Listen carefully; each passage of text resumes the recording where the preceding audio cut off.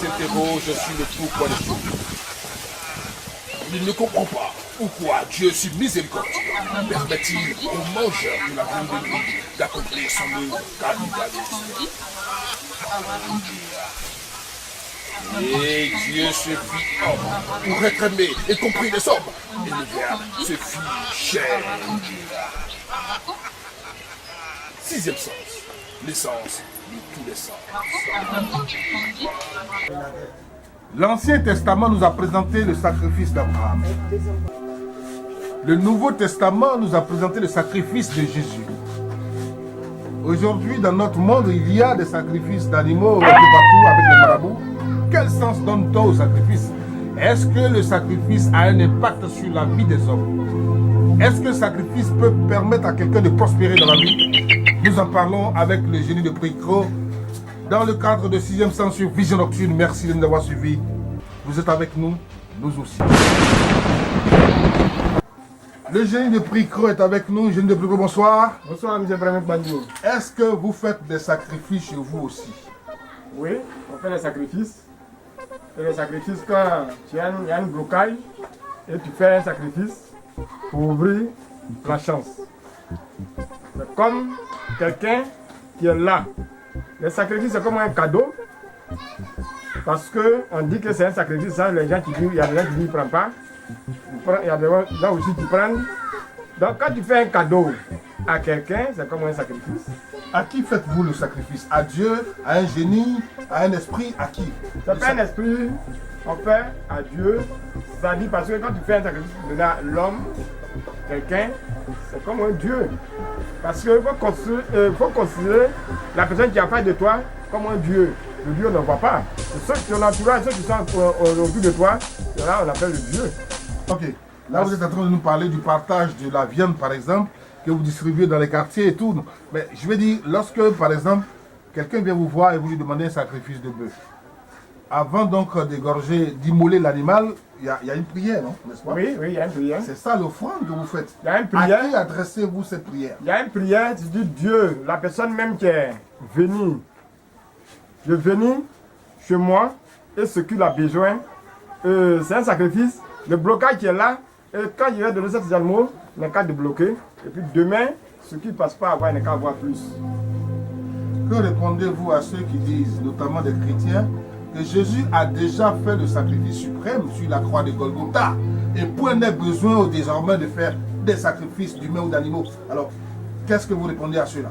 Non, ça veut dire que quand on va te mettre au monde et puis il va au champ avec toi, il vient, il gagne les moyens et puis il construit, ça te prouve que demain quand tu vas grandir, toi aussi, il faut enchaîner, il faut construire.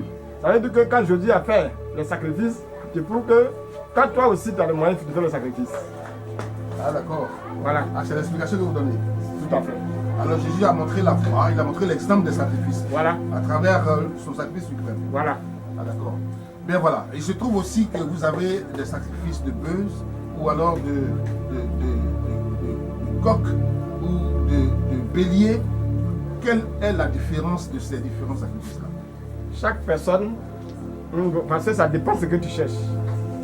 Quand tu dis tu cherches, tu veux être un député ou bien un ministre, et puis tu vas chez quelqu'un, tu dis bon, il faut me consulter, je vais voir s'il peut avoir ce que je cherche.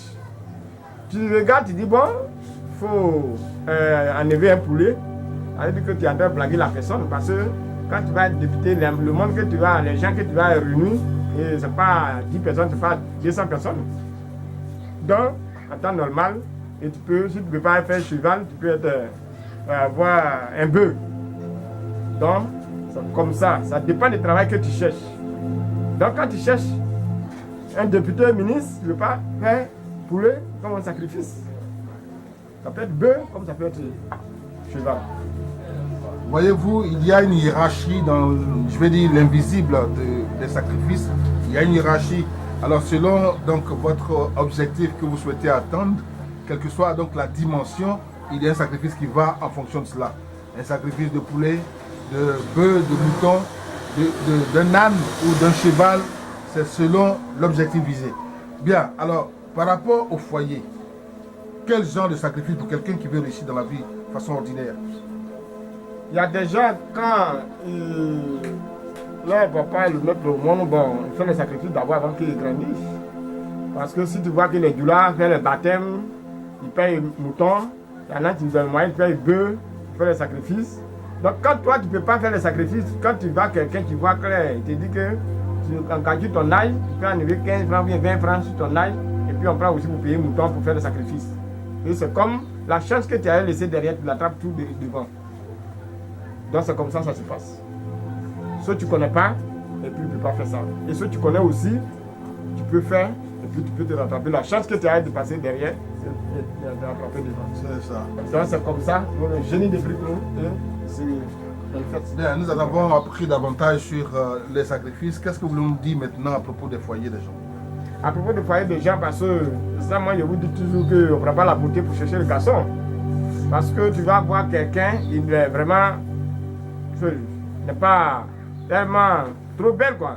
Mais tu vas voir aussi, il est tellement joli que tout le monde se dit que vraiment ma fille est belle, mais il n'est pas de copain. Parce que tout ce qui passe là, c'est pas parce que tout le monde est gars. Ça dépend de ce qui te suit. Sinon, on n'achète pas les garçons. On ne drague pas. Les filles ne peuvent pas aller draguer les garçons. C'est la chance qu'on cherche là. La chance peut te donner les garçons. Concrètement, mais qu'est-ce si que vous tu pouvez dis faire pour quelqu'un le concrètement? comportement, Oui.